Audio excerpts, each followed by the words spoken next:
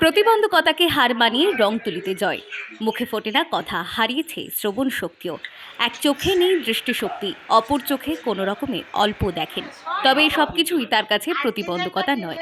তার ইচ্ছে একদিন সব বাধা কাটিয়ে বড় চিত্রশিল্পী হওয়ার। হ্যাঁ, এমনই এক যুবক ঝাড়গ্রামের রগড়া গ্রামের বছর 25-এর সৌভিক। রয়েছে একাধিক শারীরিক প্রতিবন্ধকতা, তবুও সমস্ত প্রতিবন্ধকতাকে পেছনে ফেলে নিজের দক্ষতায় ধীরে ধীরে এগিয়ে যাচ্ছেন সফলতার দিকে। মাত্র 10 মিনিটে আঁকতে পারেন সমস্ত জিনিসের হুবহু কপি। দেখে বোঝার উপায় নেই আসল কি নকল। কবিগুরু রবীন্দ্রনাথ ঠাকুর থেকে শুরু করে বিরাট কোহলি, প্রধানমন্ত্রী নরেন্দ্র মোদী, ঘরের দেওয়ালে টাঙানো নানান ব্যক্তিত্বের হুবহু ছবি, সেসব ছবি নিজের হাতেই এঁকেছে সৌভিক। 4 বছর বয়সে হারিয়েছে কথা বলার শক্তি, দৃষ্টিশক্তি ও শ্রবণ শক্তি। তবে সবকিছুকে হার মানিয়ে তার লক্ষ্য একটাই, বড় চিত্রশিল্পী হওয়া। আজকালকার ডিজিটাল যুগেও ছবি তুলে প্রিন্ট করতে দিতে 10 মিনিটের বেশি সময় লাগে।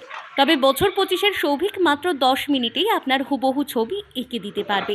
সে হাতের আঁকা ছবিতে চুল থেকে চোখ, টোল পড়া মুখ সবই যেন অবিকল, একদম স্পষ্ট। তবে রঙিন হলে অবশ্য সময় আর একটু বেশি যায়। সৌভিকের ব্যক্তিগত জীবনে বাবা মা, দাদা বৌদি, ভাইকে নিয়ে সুখের সংসার। তাদেরকে নিয়ে থাকে সাঁকরাইলের রগড়া এলাকায় নিজের বাড়িতে। সৌভিক কথা না বলতে পারলেও ইশারাতে পরিবারের লোককে সবকিছুই বোঝাতে পারে এবং বুঝতেও পারে।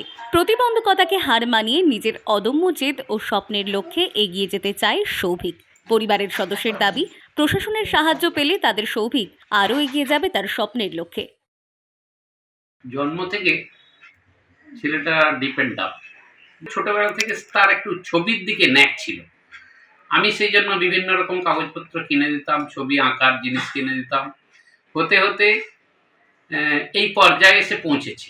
আমি চাই ওর যাতে ওই ছবির দিয়ে ও যেমন উপর লেভেল থেকে ওকে সহযোগিতা করা হয় এবং ও যাতে ঠিক প্রতিষ্ঠিত ওই ছবির লাইনেই হতে পারে, সেদিকে সরকার পক্ষ থেকে একটু সহযোগিতা পেলে খুশি হব।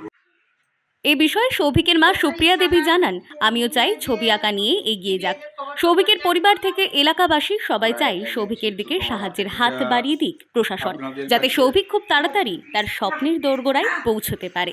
ঝাড়গ্রাম থেকে Abhiraj Bera, bureau report, timeless depiction news.